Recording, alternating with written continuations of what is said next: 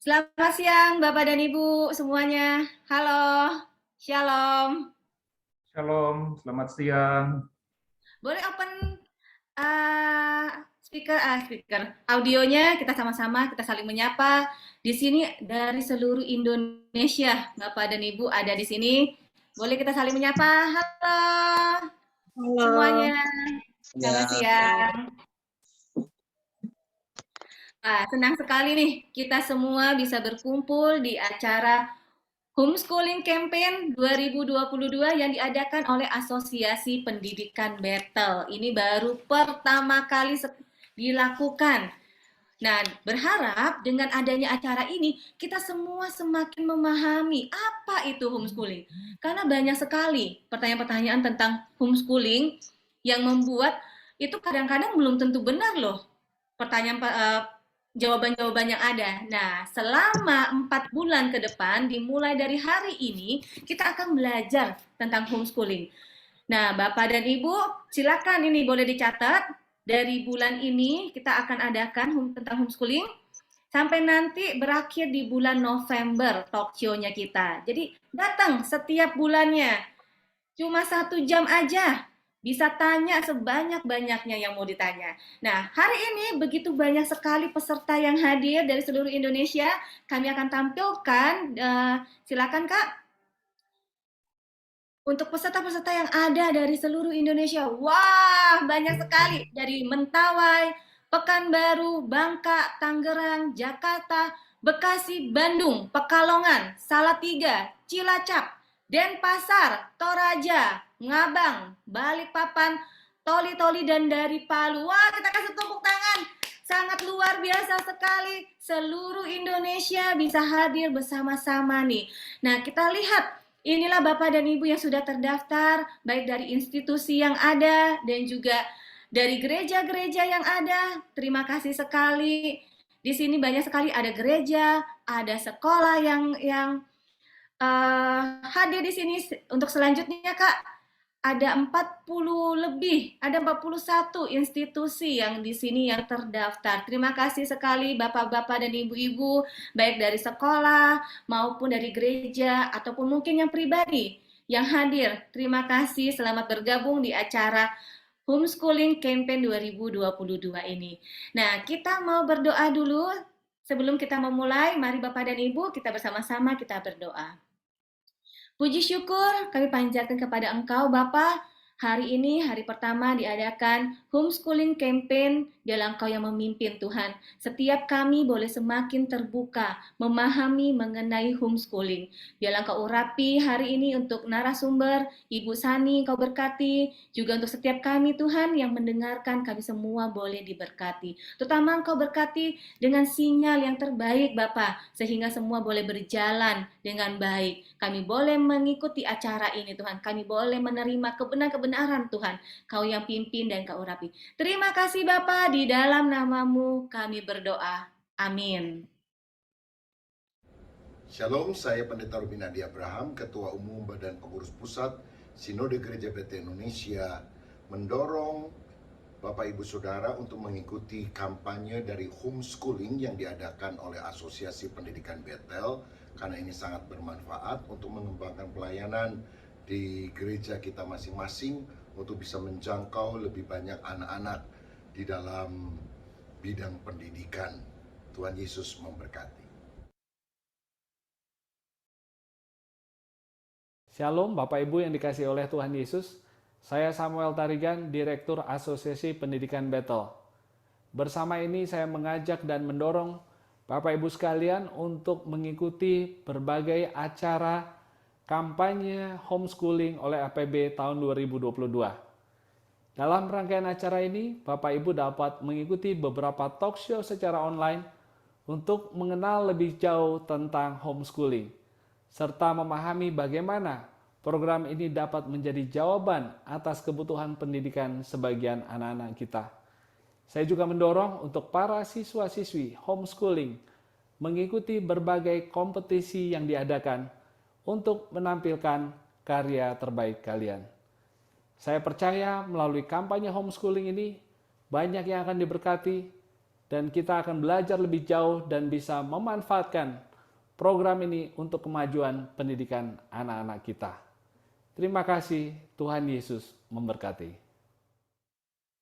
Tantangan dunia pendidikan di era digital mau tidak mau membuat orang tua, para guru, dan penyelenggara pendidikan harus membuka diri dan mengubah paradigma untuk memahami pendidikan modern di abad ke-21. Bagaimana tidak, di era yang modern ini, kerap kali kita kewalahan dalam menyesuaikan diri dengan sistem pendidikan yang ada. Selain itu, anak-anak kita bersaing dengan robot dan teknologi canggih lainnya. Paradigma lama masih kerap kali diterapkan untuk kids zaman now, padahal sistem tersebut belum tentu sesuai lagi untuk mereka.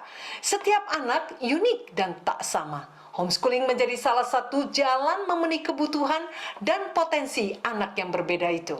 Semangat homeschooling adalah merdeka belajar. Merdeka untuk memilih belajar dimanapun, baik di dalam rumah maupun di luar sekolah. Pendidikan homeschooling sebagai salah satu langkah alternatif mengembangkan potensi anak-anak kita. Saya Ani Pangela sebagai Koordinator Homeschooling Asosiasi Pendidikan Bethel mengajak para orang tua, para pendidik, dan penyelenggara pendidikan yang ada di Indonesia untuk mengikuti acara homeschooling campaign dari bulan Agustus sampai Desember 2022 dengan aneka acara antara lain online talk show dengan para tokoh dan penyelenggara pendidikan homeschooling serta lomba bakat anak homeschooling. Dan puncak acara 3 Desember 2022 di Gedung Stairway Kota Bandung. Salam homeschooling, mari kita siapkan anak-anak kita menghadapi tantangan ke depan.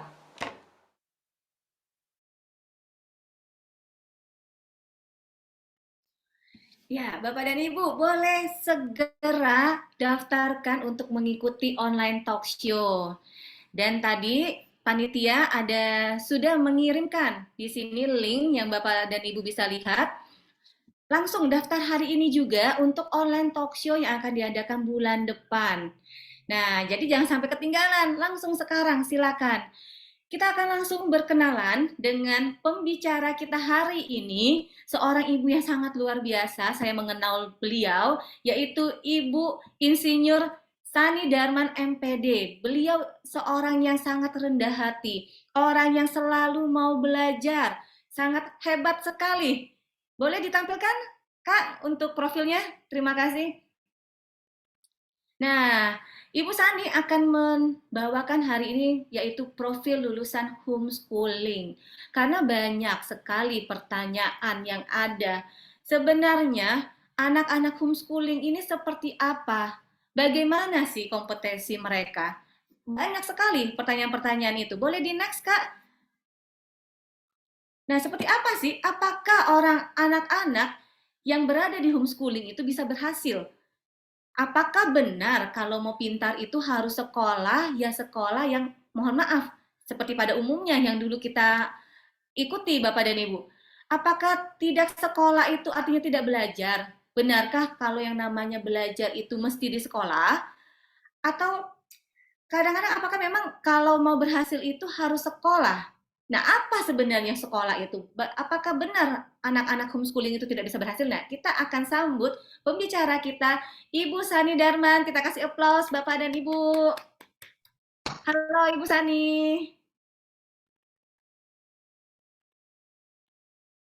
Oke, apakah Ibu Sani ada di sini?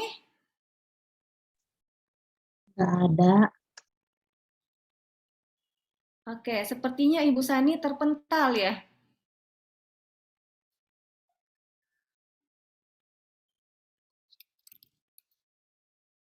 Oke, tidak masalah, tidak apa-apa.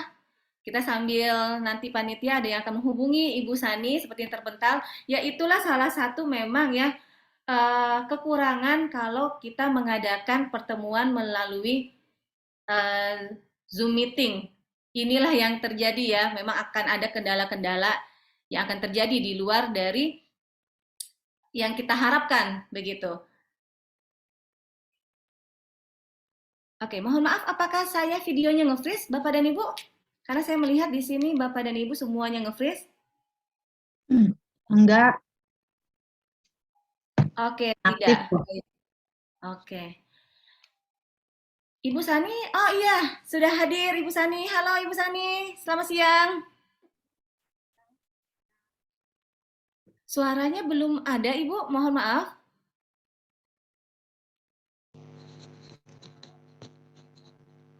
Oh, halo tes.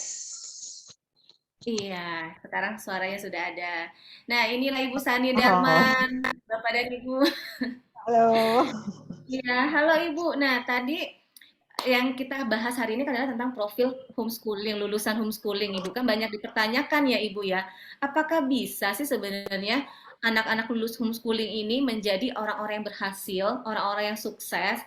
Apakah harus sekolah seperti pada umumnya, seperti yang dulu kita lakukan? Apakah seperti itu? Bagaimana Ibu Sani? Oke, Kak Santi, mungkin saya boleh izin share screen? Iya, boleh Ibu. Tadi belum Ah, ada ya? Belum ada di awal, belum ada ya, Kak Santi? oke. Oke, saya. Tadi tadi sudah disampaikan sekilas Ibu kayak pertanyaan-pertanyaan yang muncul. Nah, memang Oh iya sekarang juga iya. Ibu, pertanyaan mohon maaf ini apakah nge-freeze ya? Sorry. Halo, kalau saya sih bisa terdengar. Oke, iya, mohon maaf.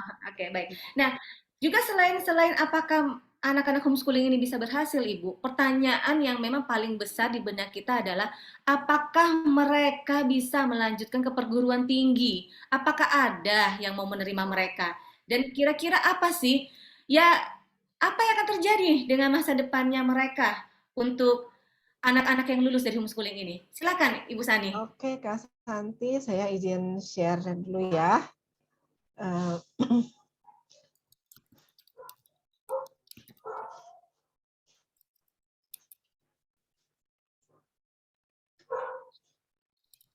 Nah, ini Kak Santi, saya berusaha mencari data di satu lembaga sebenarnya gitu ya. Di sini dari tahun 2016 sampai 2021 ternyata ada masuk ITB, UI, UGM, Brawijaya, Pajajaran, UPI, Sekolah Tinggi Pariwisata, Parahyangan, yang swasta-swasta nih ada Parahyangan, Pelita Harapan, ada Universitas Pasundan, ITHB, BINUS, dan juga beberapa juga berhasil melanjutkan ke perguruan tinggi di luar negeri. Itu Kak Santi. Beberapa data yang saya berusaha kumpulkan. Ternyata bisa itu, Kak. Ya, ternyata terpatahkan ya Ibu ya, yang mengatakan bahwa anak homeschooling itu nggak bisa, ngelanjut itu sulit, dipersulit. Ternyata enggak ya. Ini satu data yang sangat luar biasa sekali. Nah, Iya, selain, Kak Santi. Karena ya silakan Ibu. oh iya ya Kak, karena memang kebijakan pemerintah juga semakin menerima ya kehadiran homeschooling sehingga bisa terpatahkan. Memang dulu ada kesulitan, tapi dengan kebijakan pemerintah semakin menerima keberadaan homeschooling di sistem pendidikan Indonesia, gitu Kak. Wah, luar biasa sekali. Nah, Ibu, ini kan yang masuk ke perguruan tinggi. Nah, lalu kira-kira Ibu, apa sih lulusan-lulusan homeschooling ini mereka biasanya jadi apa? Setelah mereka ke depannya nih, kayak masa depannya kan banyak orang lihat masa depannya jadi apa ya anak-anak homeschooling ini tuh kayak abu-abu gitu. Nah, bagaimana Ibu? Oke Kak Santi, coba ini saya ada. Nah, ini mungkin yang semua tahu ya, Thomas Alva Edison, seorang penemu. Ya, dia ketika masih SD dia dikeluarkan dari sekolah karena dianggap tidak mampu atau dianggap bodoh gitu. Kemudian dia melakukan homeschooling, dia belajar di rumah didampingi oleh ibunya yang luar biasa, dan ketika dia sudah menjadi penemu, dia mengatakan, dia buat testimoni seperti ini. Saya Thomas Alva Edison adalah seorang anak yang bodoh yang karena seorang ibu yang luar biasa, seorang jenius pada abadnya itu, abad kehidupannya. Ya, ini salah satu yang mungkin semua tahu ya. Kemudian saya ambil juga satu contoh Kalau tahu sempat viral nih tahun 2016, 2017, seorang anak usia 15 tahun masuk ke ITB. Kebetulan saya mengenal anak ini dari dia ketika dia masih kecil, umur 11 tahun, saya ketemu dia. Nah, di sini saya khusus menemui dia, saya minta izin kepada dia untuk bisa menampilkan profilnya dan saya minta profilnya. Jadi ini bukan saya menulis, dia sendiri yang menulis dari profilnya ketika dia melamar pekerjaan. Ini profil saya ketika untuk melamar pekerjaan dan saya tertarik ketika dia menuliskan tentang dirinya. Ya, di akhir tuh dia bilang saya memang ingin tahu, seorang yang ingin tahu dan semangat untuk belajar sesuatu yang baru khususnya di matematika. Nah, itulah yang terjadi ketika dia umur 11 tahun, dia hal-hal lain dia nggak tidak tertarik gitu, tapi dia soal matematika dia sudah bisa mengerjakan, dia menunjukkan ibunya ya menunjukkan soal-soal yang dikerjakan adalah soal integral yaitu soal matematika di SMA. Di usianya 11 tahun saat itu dia ingin ujian SMP, tapi ya banyak pro dan kontra. Tapi akhirnya di usia 15 tahun dia terima di ITB ya, ITB matematika. Nah, saya mengikuti perjalanannya ketika dia lulus SMA, dia 1 tahun dia mempersiapkan masuk perguruan tinggi,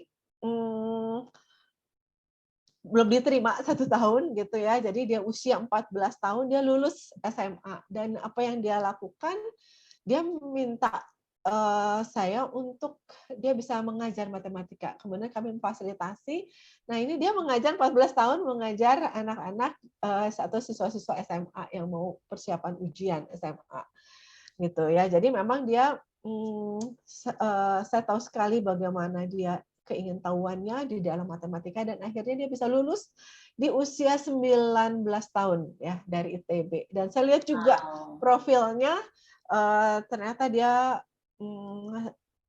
ketika kuliah dia menjadi asisten laboratorium, kemudian dia juga IP-nya sepenasarannya gitu ya, tahu jangan-jangan drop out, saya juga deg-degan nih, aduh jangan-jangan drop out, ternyata dia cepat selesai, hanya 4 tahun dia selesai, ya IPK-nya juga di atas 3 gitu, walaupun nggak cum laude tapi di atas 3, jadi saya mengikuti perkembangannya. Kemudian saya minta juga kebetulan memang banyak siswa homeschooling, lulusan homeschooling, tapi dengan waktu yang singkat saya berusaha minta dong profilnya gitu.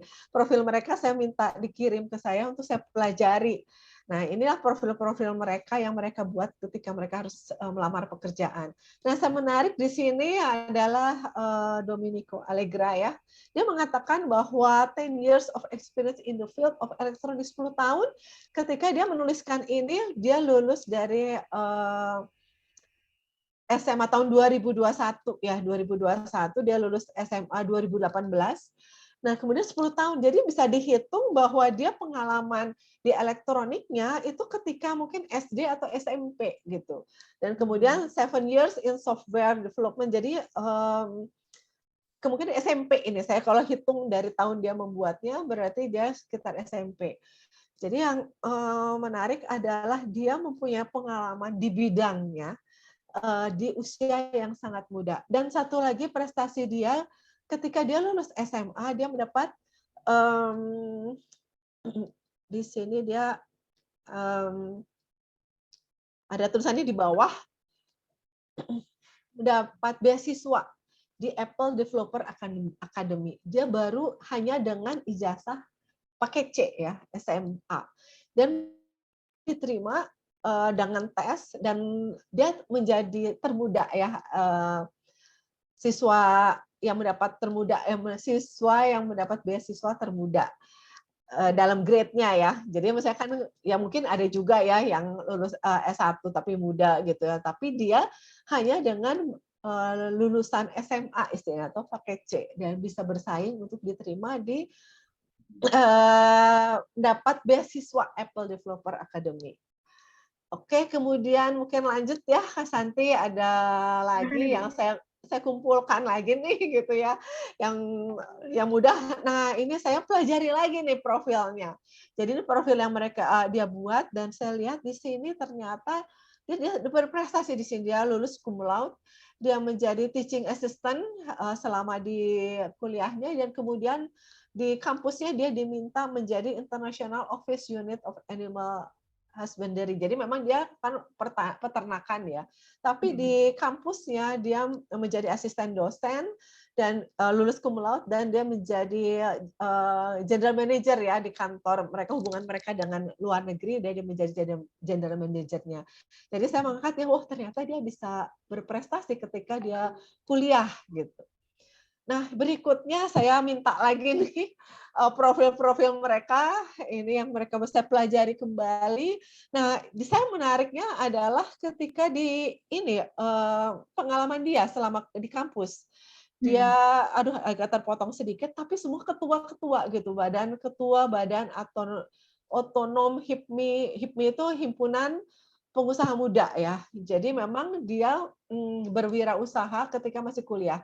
Memang kuliahnya di pariwisata, tapi dia jarang-jarang juga ya sambil kuliah sambil dia mempraktekkan ilmunya berwirausaha.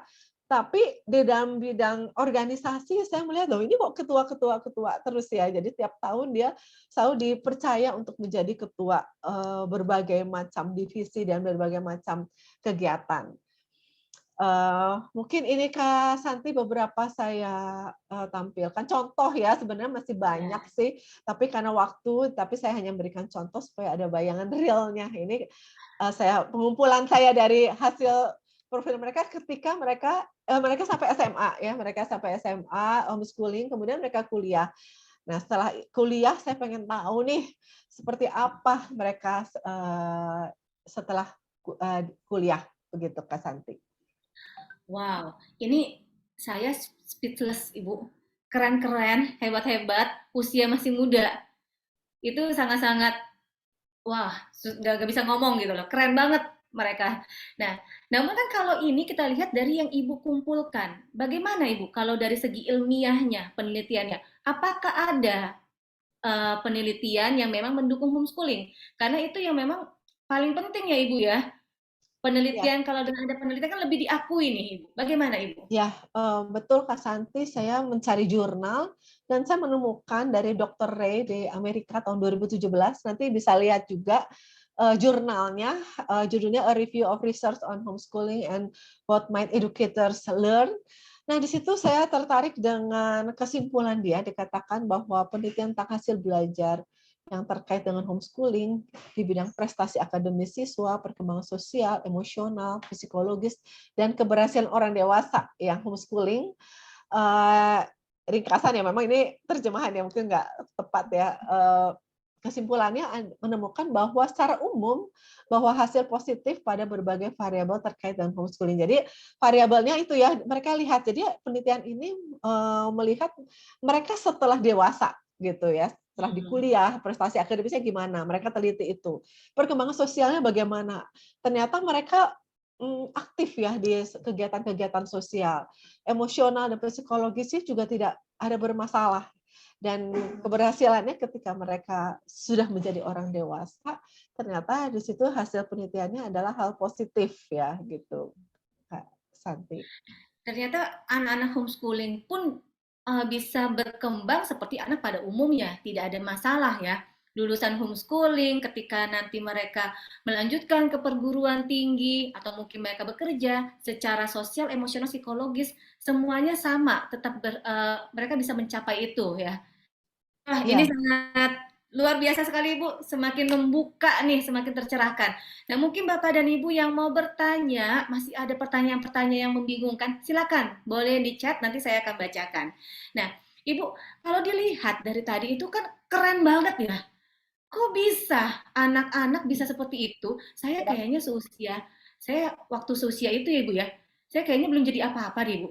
Selain marahin orang tua, eh, yang disuruh-suruh untuk belajar ya kayaknya belum jadi sesuatu gitu, tapi mereka bisa jadi orang yang hebat. Kira-kira apa sih Ibu yang menyebabkan mereka bisa seperti itu Ibu ya? Oke, Kak Santi, saya dari pengamatan saya juga dan beberapa referensi, saya menemukan ada 2 profil ya ketika bertanya, profil Mhm. lulusan seperti apa sih? Memang kan keberhasilan bukan hanya dari akademis ya gitu, eee, ya itu hanya contoh yang mudah diukur, tapi sebenarnya kan keberhasilan bukan di situ. Tapi yang saya amati profil mereka, rata-rata saya wawancara mereka dan juga dari beberapa literatur, saya menemukan bahwa seorang profil lulusan homeschooling itu mempunyai motivasi yang tinggi, gitu. Mhm. Yang kedua, mereka adalah seorang pembelajar mandiri. Nah, ternyata mereka saling berhubungan gitu ya. Seorang pembelajar mandiri itu seperti apa sih? Jadi, mmm, mereka bertanggung jawab atas, pembelajarannya sendiri. Jadi kata Kak Santi tadi, nggak disuruh-suruh gitu ya, nggak dimarah-marahin gitu. Jadi dia bertanggung jawab sendiri. Nah, bagaimana bisa terjadi? Itu mereka ternyata mereka punya tujuan, mereka udah tahu tujuannya apa. Nah, kemudian mereka bisa mengenali diri sendiri ya, mengenali diri sendiri, saya kelebihan di mana, kekuatan saya di mana, kelemahan saya di mana.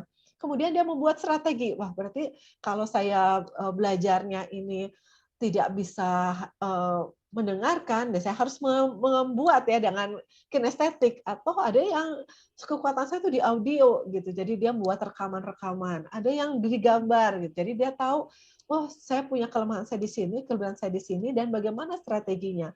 Dan kemudian seorang pembelajar mandiri dia juga proaktif, dia mencari materinya sendiri, sumber belajarnya sendiri yang sesuai dengan dirinya. Dan kemudian dia juga memonitoring diri sendiri ya, dia eee, buat target sendiri, kemudian dia mengatur belajarnya sendiri, dan kemudian dia bisa memonitoring dan mengarahkan diri ya, mengarahkan diri mungkin dia tahu tujuan, tapi kalau nggak bisa mengarahkan diri sendiri untuk capai tujuan kan susah juga. Nah, mereka ternyata, dilatih seperti itu ya. Jadi mereka ketika lulus mereka terbiasa untuk bisa mengarahkan diri sendiri untuk kepada tujuan. Dan di akhir mereka belajar mengevaluasi diri sendiri gitu. Seorang pembelajar mandiri itu dia terbiasa bukan, wah nanti nilai jelek nanti dikeluarin, nanti apa ya, dimarahin gitu, tapi dia mengevaluasi apa yang dia capai, tujuannya, kemudian dia mengevaluasi sendiri untuk kemudian merefleksikan dan membuat perencanaan kembali. Nah, itulah profil, saya melihat profil mereka seperti itu, dan karena mereka seorang pembelajar mandiri itu, mereka punya motivasi. Jadi saya bertanya, "Kenapa sih kamu," saya wawancara, "Seperti apa sih kalian?" "Ya, saya dibanding teman yang lain, saya merasa saya punya motivasi yang tinggi." "Kenapa kamu punya motivasi yang tinggi?" "Ya karena saya tahu yang saya suka dan saya memilih di bidang memang yang bidang saya kuasai dan bidang yang memang sesuai minat bakat saya." Itu Kak, Santi, dan mungkin tadi Kak Santi bertanya, kenapa sih mereka bisa begitu? Nah, itu juga Iya. menjadi penasaran saya sebenarnya. Eee, saya berusaha mencari beberapa literasi dan juga mengamati, dan saya juga meneliti juga gitu ya. Ternyata, kunci di mereka adalah keterlibatan orang tua. Jadi memang peran orang tua. Kalau kita lihat tadi Alfa Edison ya, mungkin masyarakat menganggap dia bodoh. Demikian juga yang Izan tadi ya, yang usia 15 tahun udah kuliah. Nah, peran orang tua itu sangat besar karena Izan sendiri mengakui bahwa orang menganggap dia ADHD, menganggap dia hiperaktif, menganggap dia autis gitu ya, karena memang aneh gitu. Untuk usia dia, dia sukanya matematika, cari buku matematika, tapi hal lain dia belum terlalu interest saat itu. Tapi ibunya menganggap dia bukan suatu masalah, tapi dia suatu anak yang spesial yang harus ditangani secara spesial gitu. Nah, ibunya menangani dia secara khusus ya, secara unik, menangani dia sehingga akhirnya dia bisa berkembang dan dia bisa apa, kuliah di usia muda dan mengembangkan yang minat dia. Nah, di sini saya melihat bahwa orang tua yang bertanggung jawab menyadari tanggung jawabnya, karena memang kan di semua agama, di semua ajaran bahwa penanggung jawab pendidikan itu, tanggung jawab pendidikan itu di orang tua bukan guru ya. Seringkali, "Ah, saya nggak bisa," orang tua merasa nggak bisa menyerahkan kepada sekolah, tapi sebenarnya ketika orang tua bertanggung jawab, terlibat. Jadi terlibat bukan berarti ya acara sekolah ini ikut, acara pameran ikut atau ikut jalan-jalan, tapi keterlibatan mereka sebagai manajer learning, sebagai kepala sekolah atau sebagai ya manajer learning ya lebih. Ini seperti anak saya seperti gimana sih, kekuatannya di mana. Nah, di situ keterlibatan orang tua di situ, dan saya melihat itu salah satu kekuatan dari para lulusan-lulusan ini. Nah, kemudian dalam homeschooling mereka dihargai keunikannya, ya seperti yang tadi ya, mungkin dia anggap orang aneh gitu ya, tapi sebenarnya di situ bahwa Tuhan menciptakan mereka tidak ada yang sama gitu. Tuhan menciptakan mereka adalah spesial. Mereka adalah ciptaan Tuhan yang spesial. Nah, di homeschooling mereka dihargai bahwa memang kamu berbeda, tapi kamu spesial gitu. Kamu ada satu yang unik yang Tuhan ciptakan. Tidak ada satupun di dunia ini yang sama gitu. Jadi di situ dia merasa dihargai ya keunikannya, bahwa dia punya sesuatu mungkin berbeda dengan anak yang lain, tapi itulah keunikan yang Tuhan ciptakan, Tuhan berikan buat mereka masing-masing. Dan yang ketiga, memang mereka dipercaya ya, satu bertanggung jawab untuk dirinya sendiri. Nah, seringkali mana mungkin lah mereka nggak bisa gitu, mereka nggak bisa belajar sendiri, nggak bisa, mereka terlalu kecil, terlalu muda. Nah, seringkali anggapan bahwa mereka harus diatur. Memang betul mereka harus ada keteraturan, tapi mereka juga di homeschooling mereka dibina untuk bisa mengatur diri mereka sendiri. Jadi di situ dia mengenal diri sendiri, ya seperti ya pembelajaran mandiri itu. Mereka diajar untuk mencari tujuannya, hidupnya apa sih, buat apa sih belajar gitu. Kenapa saya harus belajar ini? Kalau kamu belajar ini, kalau kamu mau menjadi sesuatu ya, menjadi sesuatu yang mereka tujuan hidup mereka atau passion mereka, apa yang kamu harus lakukan. Nah, di situ mereka dibina untuk bisa menata diri sendiri untuk mencapai, oh ya, saya punya tujuan hidup, Tuhan berikan saya spesial, Tuhan berikan sesuatu dalam hidup saya, ada tujuannya, Tuhan menciptakan saya, dan untuk mencapai saya harus apa. Nah, di situ mereka mengatur dirinya sendiri dan dipercaya untuk bisa mengatur dirinya sendiri. Seringkali memang mungkin itu harus guru yang ngatur, mungkin mereka belajar sendiri, nggak mungkin, pasti main tuh gitu. Tapi ketika mereka tahu Tuhan punya tujuan dalam hidup mereka, mereka akan mengarahkan diri ke sana. Gitu Kak Santi sekilas. Wow, keren banget. Anak homeschooling, mereka sudah diajarkan untuk menemukan tujuan hidupnya mereka sejak dini. Itu suatu hal yang sangat luar biasa sekali, Ibu Sani. Terima kasih. Nah, Bapak dan Ibu kembali diingatkan untuk ikut yang bulan depan. Link pendaftaran sudah kembali di-share, Bapak dan Ibu bisa langsung daftarkan nih untuk yang bulan depan. Hari ini kita akan membahas hanya sebatas profil lulusan homeschooling. Bulan depan akan ada tema-tema yang berbeda lagi. Tentunya dengan harapan kita semakin diperlengkapi dan semakin kaya akan homeschooling itu apa sih. Nah, di sini ada yang bertanya, ini Bu, apakah lulusan homeschooling dapat diterima di universitas di luar negeri? Nah, tadi kan Ibu Sani sudah sampaikan ya, bahwa memang ada. Boleh Ibu, ada beberapa contoh mungkin Ibu. Iya, oke, mungkin saya stop share aja dulu ya supaya bisa lihat muka-mukanya. Oke, jadi kalau dari contoh-contoh ternyata memang banyak yang diterima. Jadi yang saya melihat bertemu sendiri ya, kebetulan itu di dalam lembaga yang saya kelola, ada yang ke Inggris, kemudian ada yang ke Turki, Australia, kemudian Kanada. Jadi dengan ijazah paket C. Karena ijazah paket C itu kan ijazah negara, suatu yang legal. Mereka cukup seperti itu. Walaupun memang ada beberapa negara yang masih meragukan homeschooling ya, sepertinya Jerman. Tapi katanya Jerman tuh tergantung negara bagiannya juga. Gitu. Jadi memang ada beberapa yang masih ya kalau ada kata homeschooling mungkin mereka agak, karena di negaranya tidak diizinkan homeschooling gitu. Tapi kalau sebagian besar negara itu sudah terima karena syaratnya itu hanya ijazah, sesuatu yang legal gitu. Nah, kesetaraan itu adalah legal dari pemerintah Begitu Kak Santi. Benar, benar sekali Ibu.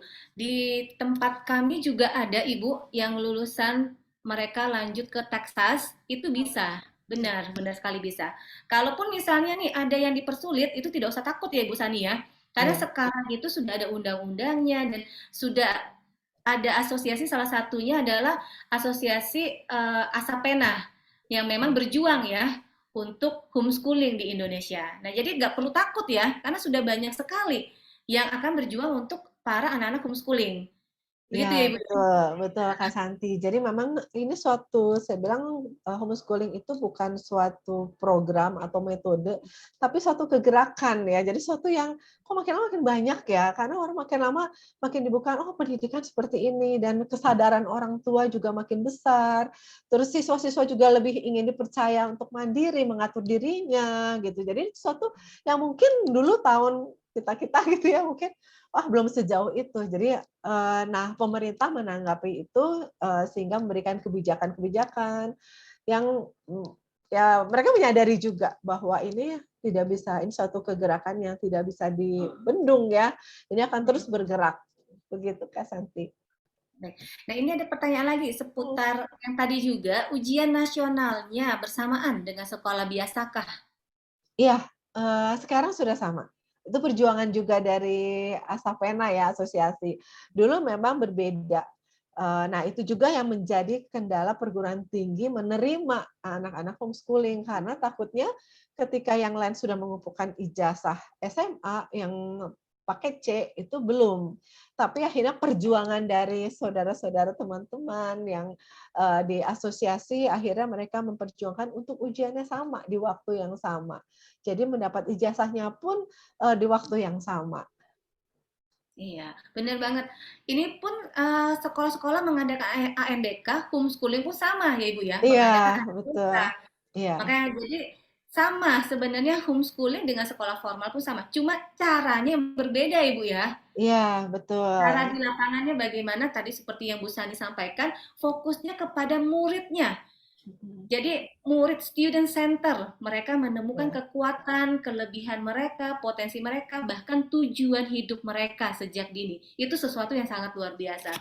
Nah, ini ada pertanyaan Ibu, bagaimana dengan anak yang belum punya motivasi untuk belajar, maunya hanya bermain? Nah, memang ini banyak pertanyaan, karena kan Ya. seakan-akan homeschooling itu bebas, merdeka, terserah mau ngapain. Apakah seperti Ya. itu, Ibu?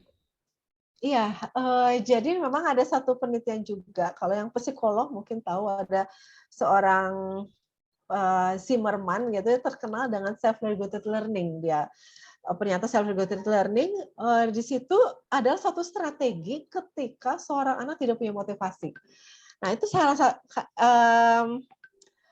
yang dia strateginya adalah kita merencanakan sama-sama. Jadi kenapa dia nggak punya motivasi? Karena seperti dia, kamu harus ini, kamu harus ini, kamu harus ini. Sedangkan anak-anak sekarang itu, ya aku tuh aku gitu ya, aku nggak bisa diatur-atur begitu. Sehingga dia sebenarnya permukaannya aja seperti malas, main game, sebenarnya permukaan aja.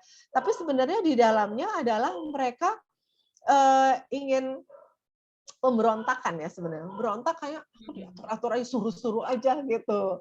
Nah, tapi ketika mereka sama-sama, yuk kamu apa, mau kemana, mau seperti apa, mau belajarnya seperti apa. Bukan pembiaran, tapi bisa mengarahkan diri sendiri ke sana. Aku nggak suka nih belajar kayak gini. Ya udah, kamu mau belajar, belajarnya gimana? Gitu. Jadi mulai dari merencanakan, ya oke, belajar waktunya gimana? Kapan kamu mau belajar? Mana dulu? Aku nggak suka baca buku ini. Oke, kamu nggak suka baca buku ini, kamu mau buku yang mana? Nah, ketika kita melibatkan dia sebagai, tadi Kak Santi bilang, sebagai memanusiakan manusia ya gitu ya. Mereka bukan robot, bukan seperti yang ini harus ini. Ketika kita membawa mereka untuk menjadi dirinya, nah itu menjadi timbul motivasi. Jadi itulah strategi yang digunakan untuk siswa homeschooling, dan juga bukan hanya homeschooling aja, tapi di sekolah formal. Hanya kadang sekolah formal terbentur dengan nggak bisa gitu juga deh, nggak bisa bebas-bebas gitu. Tapi kalau di homeschooling kan lebih fleksibel sehingga memungkinkan itu lebih terjadi gitu. Jadi ada yang saya mau belajar sendiri, saya mau nggak usah pakai guru. gimana di sekolah gitu. Nah, kita ya silahkan, kamu online banyak. Kalau itu nyaman buat kamu, kenapa silahkan. Dan dia untuk mengatur sendiri. Nah, itu salah satu strategi ketika anak nggak punya motivasi. Jadi kita itu strategi yang digunakan homeschooling ya. Kita bicara sama-sama, apa tujuan kamu, kesulitan kamu di mana, kamu maunya seperti apa. Nah, di situ dia bisa mengenali diri sendiri dan akhirnya dia menjadi motivasi karena itu sesuai dengan pilihan dia ya. Jadi waktu belajarnya, cara belajarnya itu kan sesuai pilihan dia. Jadi dia bertanggung jawab sehingga dia lebih motivasi. Gitu. Wah, keren banget. Jadi sejak dini sudah diajarkan perencanaan, manajemen. Ya. Itu sebenarnya pelajaran masa kuliah sebenarnya ya, pelajaran manajemen. Tapi kalau di homeschooling sudah diajarkan bagaimana memanage waktu, memanage diri mereka sendiri. Itu sesuatu pembelajaran yang sangat berharga loh untuk kita semua. Karena ketika nanti bekerja sudah terbiasa ya Bu Sani ya, Iya, udah nggak betul. perlu suruh lagi. Betul, Makanya betul. bisa dikatakan anak-anak homeschooling ketika mereka nanti masuk ke dunia kerja, masuk ke dunia universitas, mereka nggak bakalan mengalami kendala ya Ibu ya. Iya, itu yang mereka ceritakan waktu saya wawancara mereka ketika kuliah. Kamu ada kesulitan nggak? Pelajarannya gimana? Memang sih pelajaran nggak semua pelajaran saya dapatkan gitu. Tapi saya sudah terbiasa gitu, sudah terbiasa mengatur sendiri belajarnya. Nah itu yang mereka sampaikan. Jadi mereka nggak ngerasa udah biasa gitu katanya seperti gitu. Oke, ya benar, setuju. Ada salah satu juga murid kami yang dulu lulusan pun, dia bilang waktu ketika masuk kuliah, dia merasa bahwa mereka bersyukur kenapa di homeschooling karena ketika kuliah terbiasa mengatur waktu Ya. sendiri untuk mereka menentukan prioritas, mereka mau bikin tugas apa dan orang tuanya akhirnya melihat bahwa wah inilah ya satu kekuatan kenapa anak masuk homeschooling. Ternyata tidak bebas sebebas-bebasnya, tapi mereka bebas yang bertanggung jawab. Bebas Betul. sehingga mereka bisa menentukan hidupnya mereka dan terlebih terarah ya Ibu ya, benar ya? Iya, jadi memang bukan bebas, tapi bebas untuk mengatur diri sendiri ya, self-regulated learning itu ya, jadi mengatur pembelajarannya sendiri. Benar, benar, benar sekali. Itu keren ya. Oke, Bapak dan Ibu, silakan masih ada waktu yang mau bertanya, boleh bertanya seputar profil lulusan dari homeschooling. Sebenarnya banyak sekali ya, Ibu Sani ya, cerita-ceritanya, tapi yang Ya, memang waktunya sangat singkat, kita tidak mungkin ceritakan terlalu banyak. Nah, di sini memang tadi balik lagi, kita nggak perlu takut, karena homeschooling pun sekarang sudah diakui oleh pemerintah. Nah, Merdeka Belajar pun sebenarnya salah satu yang memanusiakan manusia. Cara iya, belajar Merdeka Belajar itu sebenarnya homeschooling, benar nggak Ibu? betul, betul Kak Santi, setuju. Jadi sebenarnya memang mereka belajar, ya kita sudah merdeka ya, homeschooling sudah merdeka selama ini. Fokusnya bagaimana anak-anak Merdeka Belajar ini anaknya kan student center. Bagaimana anak-anak yang mengelola waktu mereka, mengelola diri mereka. Nah, itu sebenarnya pemerintah pun sudah semakin menyadari bahwa memang cara pendidikan itu ya sebenarnya seperti di homeschooling ini. Jadi anak-anak yang bertumbuh ya, Bu Sani. Iya Kak Santi. Nah, ini ada pertanyaan bagus ini, Bu. Kan kalau homeschooling itu tadi Ibu bilang ada peranan dari orang tua. Nah, bagaimana kan orang tua zaman sekarang kan banyak kan orang tua bekerja, Ibu. Papa mama bekerja. Nah, bagaimana Ibu menyikapi ini semua, Ibu? Ya, jadi memang peran orang tua itu bukan harus dampingin, ngajarin semua pelajarannya. Mungkin kalau SD masih bisa ya, tapi bagaimana dia bertanggung jawab sebagai penanggung jawab ya. Jadi seperti istilah itu manajer learning-nya gitu. Ini anak mau dibawa kemana nih? Memberi motivasi, memfasilitasi, motivasi, fasilitasi dan menjadi teman ya untuk mereka bagaimana mengarahkan diri sesuai dengan tujuan. Jadi peran orang tua lebih di situ, Kak. Sebagai manajer learning. Ya, jadi walaupun dia kerja eh, tidak masalah ya, tentu tergantung umurnya dan dia harus dia bertanggung jawab seandainya dia ikut ke pembelajaran di mana, dia yang mengatur ya. Anak saya butuh mungkin suatu komunitas. Anak saya butuh tutor. Nah, yang ngatur siapa? Tutor seperti apa? Komunitas seperti apa? Diharapkan anak saya harus mengembangkan bakat. Mungkin harus les di mana gitu ya, belajar sama siapa. Nah, itulah peran orang tua untuk melihat anak saya ini punya bakat minatnya di mana. Anak saya itu di mana passion-nya gitu. Nah, disitulah dan kemudian kita memfasilitasi mereka untuk bisa mencapainya itu. Oke, wah keren. Nah, ada pertanyaan lagi nih Bu. Apakah asosiasi homeschooling dapat menerbitkan semacam list formal panduan memasuki universitas di Indonesia dan luar negeri yang menerima lulusan homeschooling? Oke, itu PR ya. Kayaknya di sini mungkin ada tokoh-tokoh homeschooling. Nanti terima kasih masukannya. Udah lama sih sebenarnya ingin dibuat, tapi kembali karena masing-masing juga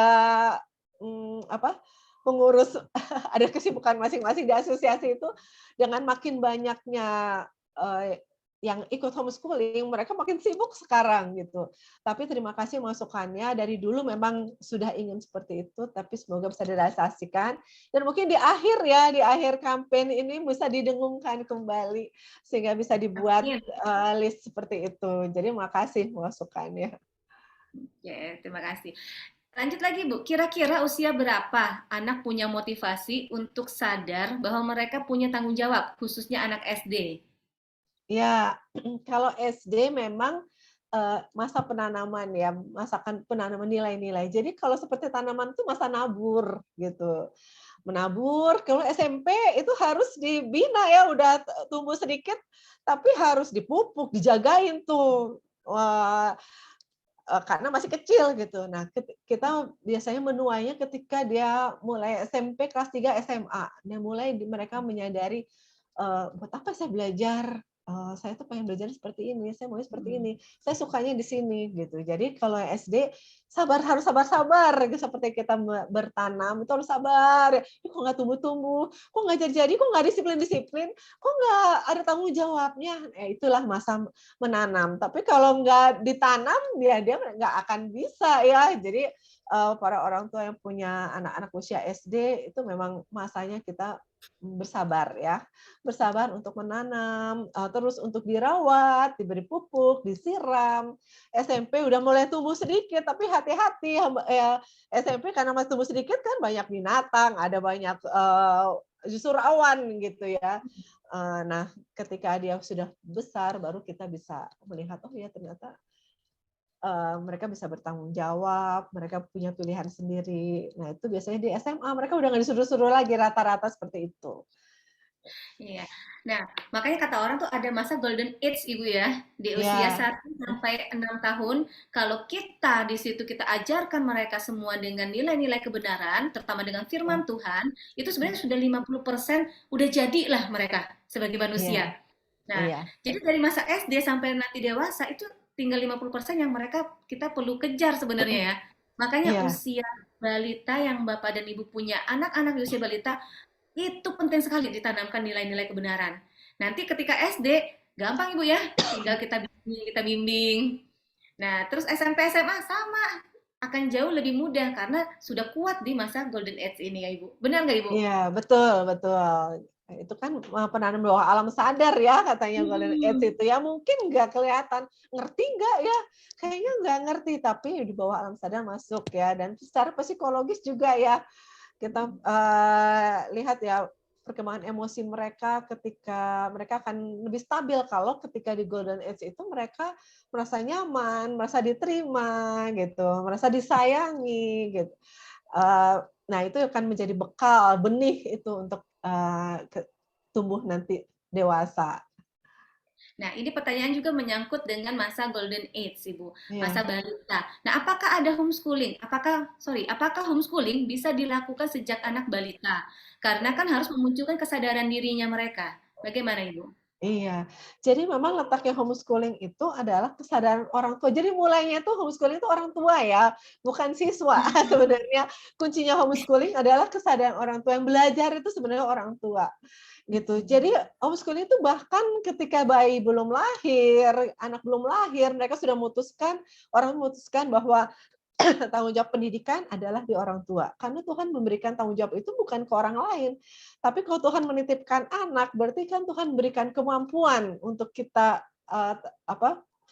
memberikan hikmat bagi orang tua untuk bisa mengarahkan anaknya. Jadi tentu ya belum. Anak-anak kalau misalnya masih SD ya tentu belum bisa, masih kecil belum bisa. Nah, penanaman nilai-nilai itu betul kata Kak Santi. Oke. Nah, bagaimana sekarang dengan anak kebutuhan khusus, Ibu? Apakah memungkinkan orang tua menerapkan pendidikan secara homeschool kepada anak kebutuhan khusus? Justru penelitian mengatakan bahwa 70% ini dari Kak Seto saya ambilnya,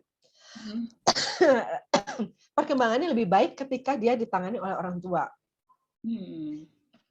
Karena tentu orang tua dengan kasih sayang ya, penerimaan itu sih sebenarnya. Ketika orang kuncinya mereka bisa berkembang dengan baik adalah penerimaan. Ketika orang tua bisa menerima seorang anak kebutuhan khusus bahwa ini adalah spesial yang Tuhan berikan, anugerah yang Tuhan berikan, dia kan cepat berkembangnya gitu. Tapi kalau dititipkan, mereka merasa juga nih, kayaknya orang tuanya udah nyerah nih, orang tua saya nggak mau didik saya nih, orang tua tuh nggak suka saya hadir, jadi dititipin gitu. Ya, ada yang ke panti asuhan, jadi justru teman-teman saya dari yang Muslim, mereka nggak mau masukin pesantren, karena sebenarnya anak saya nggak mau dibuang seperti ke pesantren, kayaknya orang tua nyerah tuh, orang tua nggak bisa tuh, gitu. Nah di situ anak kan ngerasa nih, orang tua nggak terima saya, gitu. Jadi titipin orang lain. Nah kunci penerimaan itulah yang membuat mereka berubah, gitu. Cepat ya katanya perkembangan anak kebutuhan khusus itu cepat ketika orang tuanya mensyukuri mereka, menerima mereka tuh. Demikian juga bukan anak kebutuhan khusus tuh ada yang mengatakan semua anak tuh kebutuhan khusus. Karena memang tidak ada yang sama ya. Tiap anak itu walaupun anak 5, saya punya anak 5, kebutuhannya beda-beda gitu. Jadi semua anak sebenarnya kebutuhan khusus. Oke, nah ini ada pertanyaan. Ini pertanyaan terakhir karena berhubung waktu. Bapak dan Ibu kalau masih mau bertanya lagi boleh ikut bulan depan. Oke, daftar sekarang. Link tadi sudah di-share. Nanti panitia akan bantu share lagi. Mau masih bertanya, silakan kumpulkan pertanyaan sebanyak-banyaknya. Bulan depan kita akan bahas kembali. Oke, pertanyaan terakhir. Apakah bisa anak-anak homeschooling mengikuti Olimpiade Matematika atau Sains? Lalu bagaimana caranya? Apakah ada komunitas untuk mengetahui informasi lomba-lomba Olimpiade? Iya, jadi olimpiade-olimpiade itu banyak. Memang ada yang diselenggarakan oleh sekolah pendidikan dasar atau sekolah formal. Tapi itu kan hanya bagian kecil. Jadi siswa-siswa banyak sekali ketika orang tua nih biasanya yang orang tua punya komunitas, mereka info-info. Di sini ada sekolahnya ada olimpiade ini, kasih info. Jadi kami siswa-siswa kami ya ada info ya kita fungsinya di situ ya, fungsinya komunitas ada yang memberikan info-info dan banyak sekali sebenarnya info-info yang didapat. Nah, kan itu pentingnya komunitas ya, pentingnya kita sama-sama berkomunitas untuk mendapatkan info-info yang bertukar informasi. Gitu. Baik, Ibu mohon maaf saya ada kelewat satu. Ini ada satu pertanyaan ternyata. Bagaimana dengan homeschooling yang berbahasa Inggris? Apakah bisa diterapkan di Indonesia? Ya. Nah, kembali ke orang tua sebagai manajer learning. Ya, manajer learning dia menetapkan tujuannya apa gitu. Apakah ada yang memang dia nanti akan ke luar negeri gitu. Dia akan kuliahnya atau SMA-nya dia akan ke luar negeri. Dan dia memakai kurikulum memang dari luar negeri gitu. Sehingga tidak dibutuhkan, mungkin satu tidak dibutuhkan ujian nasional atau ijazah dari nasional dari Kemendikbud. Tapi ya memang harus siap-siap. Nah, kalau memang ada yang udah siap-siap gitu, kan saya orang tuanya sering ke luar negeri dan dia sebenarnya homeschooling di luar negeri, jadi ijazahnya dari luar negeri. Jadi kalau ada seperti itu, ya silakan saja. Tapi kemudian orang tua sebagai manajer learning mulai mikir anak saya mau seperti apa ya, gitu. Kalau di akhirnya harus di Indonesia, nah kalau dia nanti ijazah lulusannya ya, misalnya dia sebagai SMA mungkin terdaftar di Indonesia, kalau ke luar negeri harus ada ijazah dari Indonesia. Nah, itu yang seringkali mereka tidak mengerti gitu. Nah, itu ada berbagai kendala, nggak usah lah ujian-ujian. Ternyata ketika orang Indonesia, karena memang sekarang kan sekolah internasional di Indonesia itu kan harus tetap menyelenggarakan ujian nasional ya gitu. Karena dia izinnya di Indonesia, kecuali memang dia benar terdaftar di luar negeri, sekolah di luar negeri gitu. Tapi kalau dia masih di Indonesia, walaupun bahasa Inggris, walaupun kurikulumnya dari luar, tapi dia selama izinnya di Indonesia harus ada ijazah. Nah, di dalam ijazah ujian itu ada syaratnya adalah bahasa Indonesia, PPKN. Karena memang itu dari pemerintah ada peraturan menteri juga yang mengharuskan siswa homeschooling belajar bahasa Indonesia dan PPKN. Karena bagaimanapun kan kita tinggal di Indonesia gitu. Setuju sekali, Ibu. Kita mesti mencintai bangsa kita dulu, Ibu ya. Indonesia bisa bangkit kembali. Wah, pertanyaan sangat luar biasa, Bapak dan Ibu. Boleh silakan Bapak dan Ibu bisa daftar kembali untuk untuk bulan depan. Nah, di sini untuk yang pertanyaan mengenai mengikuti olimpiade dan sebagainya, bisa mengikuti Bapak dan Ibu bisa buka di Instagram ada Pusprenas, di situ banyak sekali. Eh, Kami pun sekolah kami homeschooling, anak-anak murid kami ikut juga. Jadi ada olimpiade sains, olimpiade apapun kita bisa tetap ikut. Jadi tidak ada yang namanya anak homeschooling itu tidak bisa ikut lomba ini, lomba itu nggak bisa. Semuanya tetap kita bisa. Baik, Ibu Sani boleh memberikan closing statement Ibu yang hari ini sangat luar biasa, bagus banget hari ini. Silakan Ibu. Oke, tadi sih saya menampilkan gambar, tapi mungkin waktu juga sudah tinggal 4 menit ya sebenarnya. Closing statement-nya adalah kesuksesan siswa homeschooling atau lulusan homeschooling bukan hanya dari prestasi akademis, tapi bagaimana dia mengerti bahwa dia adalah ciptaan Tuhan yang spesial, yang unik, yang tidak ada duanya di dunia. Dan bagaimana mereka mengarahkan hidupnya sesuai dengan rancangan Tuhan. Jadi kesuksesan jangan dilihat dari akademis, belum tentu tidak hanya dari akademis gitu, tapi bagaimana dia bisa memaknai dirinya, hidupnya sebagai ciptaan Tuhan yang unik, yang spesial dan punya passion, punya tujuan yang Tuhan ciptakan atas hidupnya. Itulah keberhasilan siswa homeschooling. Jadi gitu ya. Jadi jangan dilihat, wah ini udah lulus ini, bukan itu targetnya atau tujuannya, bukan di situ, tapi targetnya adalah mereka mengerti bahwa mereka ada sesuatu unik, sesuatu yang spesial yang Tuhan ciptakan, dan mereka punya tujuan yang Tuhan ciptakan dalam hidup mereka.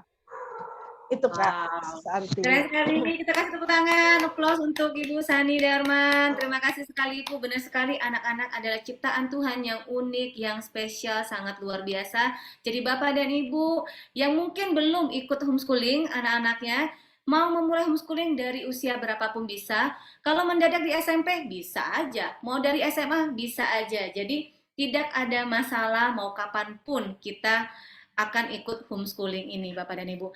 Baik, kita akan foto bersama terlebih dahulu. Boleh Kak Gideon, boleh memandu?